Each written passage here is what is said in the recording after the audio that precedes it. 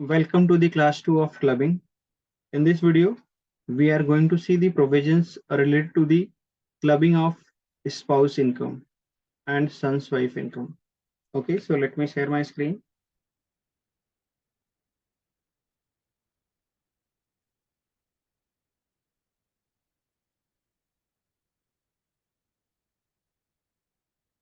Yes, pay attention.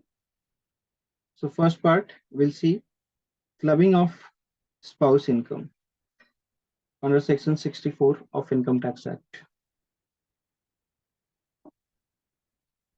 Spouse का income किसी individual की इनकम में क्लब हो रहा है, ऐड हो रहा है. क्यों ऐड हो रहा है?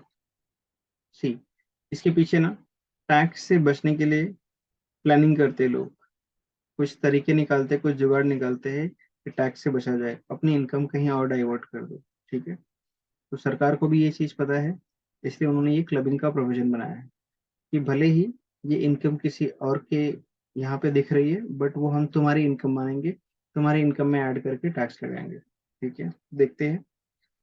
स्पाउस से रिलेटेड 3 सिचुएशन बनती है. ठीक है, नंबर 1 देखते हैं इसमें क्या बोलता है, फिर ये दूसरा सिचुएशन डिस्कस करेंगे, and then third. Remuneration to spouse from a concern in which individual has substantial interest. क्या मतलब है इसका? पहले ही समझो सब्सटैंशियल इंटरेस्ट किसको बोलते हैं. सपोज मेरा किसी फॉर्म में, किसी कंपनी में, किसी ऑर्गेनाइजेशन में 20% का शेयर है, तो इसका मतलब मैं उस ऑर्गेनाइजेशन में सब्सटैंशियल इंटरेस्ट रखता हूँ. मतलब उस ऑर्गेनाइजेशन में मेरी अच्छी खासी पकड़ है, कंट्रोल है, और मैं उस फॉर्म के डिसीजंस को इन्फ्लुएंस कर सकता हूँ. ठीक है, तो ये असेसी है, समझो ये मैं हूँ. असेसी किसको बोलते हैं? इनकम टैक्स वाले, जिससे टैक्स लेना होता है ना, उसे प्यार से असेसी बोलते हैं. मतलब जो पर्सन को इनकम टैक्स के अंदर इनकम टैक्स या कोई और अमाउंट पे करना होता है, उसको असेसी बोलते हैं. तो असेसी इसका किसी कंसर्न में, कंसर्न मतलब कोई भी कंपनी, कोई भी पार्टनरशिप फर्म या कोई और ऑर्गेनाइजेशन हो सकता है, तो कंसर्न बोल रहे हैं यहाँ पे.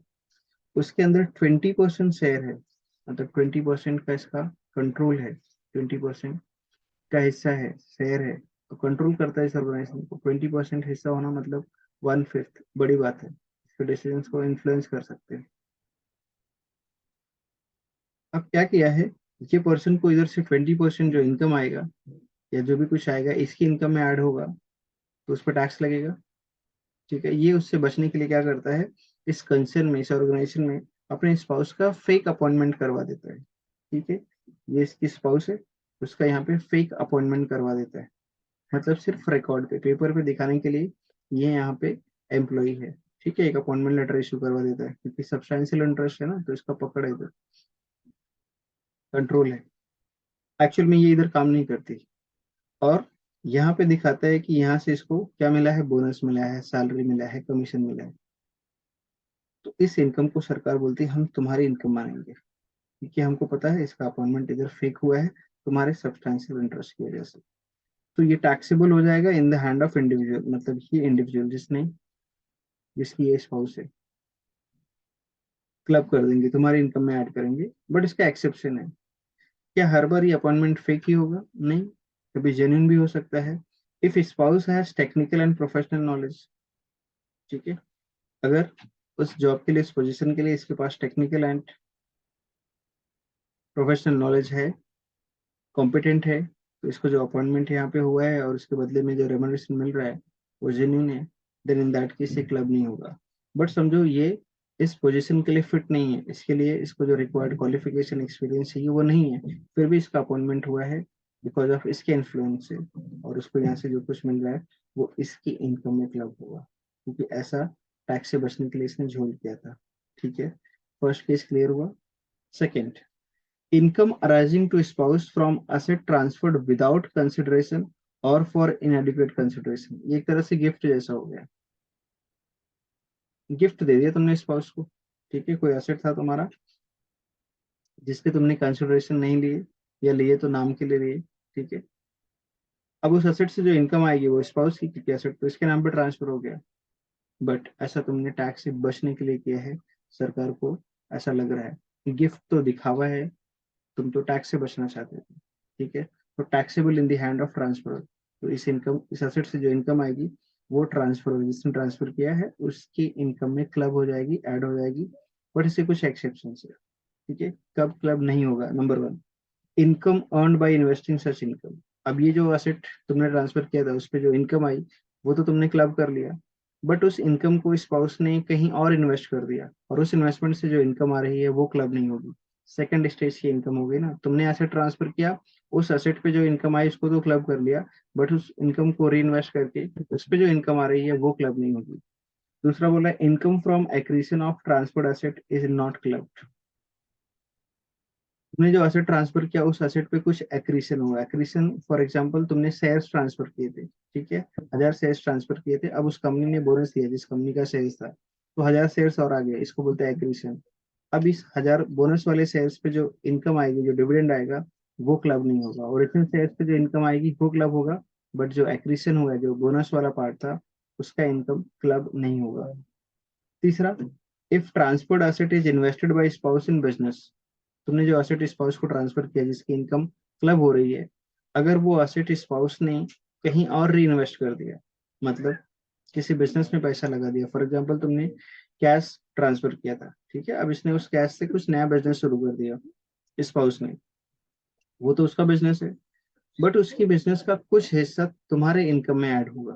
कुछ हिस्सा क्यों? क्योंकि उसके बिजनेस में जो पैसा लगा है, देखो कैसे, फॉर एग्जाम्पल उस बिजनेस से तुम्हें इनकम आ रही है 10 लाख रुपए, 10 लाख रुपए उस बिजनेस से इनकम आ रही है, और उस बिजनेस को स्पाउस ने, जो तुमने पैसा दिया था, गिफ्ट दिया था, वो असेट ट्रांसफर वो लगाया उसने, प्लस उसमें उसने अपना भी कुछ पैसा डाला, तो टोटल इन्वेस्टमेंट, इस प्रोपोर्शन में इस इनकम का कुछ हिस्सा तुम्हारी इनकम में क्लब हो जाएगा। तो अब प्रोपोर्शन करेंगे, सपोज तुमने इनको ट्रांसफर किया था 5 लाख रुपीज, और इसने इस बिजनेस में कितना लगा दिया है, लेट सपोज 20 लाख, जो तुमने दिया था प्लस इसने अपना और कुछ पैसा डाल के 20 लाख डाल के बिजनेस स्टार्ट किया। तो अब तुम्हारा ये 10 lakh into 5 divide by 20, 10 lakh into 5 divide by 20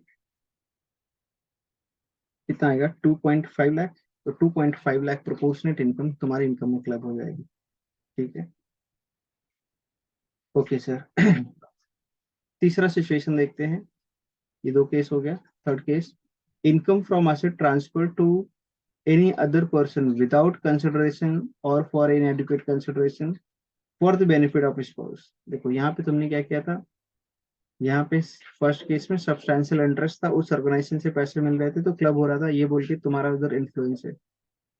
यहाँ पे तुमने एसेट ट्रांसफर किया अपनी इनकम बचने के लिए, तो स्पाउस को इनकम हो रही थी। अब तुमने दिमाग लगाया कि एक काम करता ना, किसी और को ट्रांसफर कर देते, तो स्पाउस की इनकम नहीं मानी जाएगी। नहीं, तुमने जिसको ट्रांसफर किया ना, उस इनकम से, उस एसेट से जो इनकम आ रहा है उसका बेनिफिट स्पाउस को मिल रहा है। तुमने ट्रांसफर किसी और को किया, transfer to other person, spouse को डायरेक्टली ट्रांसफर नहीं किया, किसी और को ट्रांसफर किया, बट उस एसेट से जो इनकम आ रही है, ठीक है, सपोज तुमने ब्रदर इन लॉ को एसेट ट्रांसफर किया, और ब्रदर इन लॉ को ट्रांसफर करने के टाइम पे बोला था इस एसेट से जो इनकम आएगी वो स्पाउस को ट्रांसफर कर देना, तो उसका, उस इनकम का बेनिफिट स्पाउस को मिल रहा है, तो ये भी टैक्सेबल होगा, taxable in the hand of transfer club हो जाएगी, ठीक है। चलो बात समझ में आई। अब ऐसा ही सिमिलर प्रोविजन सन्स वाइफ के लिए है, बट उसमें खाली ये फर्स्ट वाला पार्ट सब्सटैंशियल इंटरेस्ट वाला नहीं रहेगा, दूसरा और तीसरा एग्जैक्टली सेम रहेगा, खाली स्पाउस की जगह पे सन्स वाइफ आ जाएगा। देख लो, income arising to son's wife from asset transferred without consideration और फॉर इनएडिक्वेट कंसिडरेशन, तो जिसने ट्रांसफर किया है, ट्रांसफरर के हाथ में ये इनकम क्लब हो जाएगा। एक्सेप्शन सेम वही वाला, तीनों पॉइंट एक्सेप्शन है, और ये प्रोपोर्शनल इनकम क्लब होगा, ये भी सेम है। और बोल रहे income from asset transfer to any other person, तुमने सन्स वाइफ को नहीं, किसी और को ट्रांसफर किया है, बट उस असेट से जो बेनिफिट मिलने वाला है वो सन्स वाइफ को मिलेगा, तो ये भी ट्रांसफरर के हाथ में क्लब होगा, ठीक है। तो ये प्रोविजन है क्लबिंग का related to spouse and sons wife. बोलो बात समझ में आई? यस। तो वीडियो को लाइक करना, सब्सक्राइब, शेयर करना, और कौन से टॉपिक पे वीडियो चाहिए कमेंट में लिखो। Till then bye bye, take care.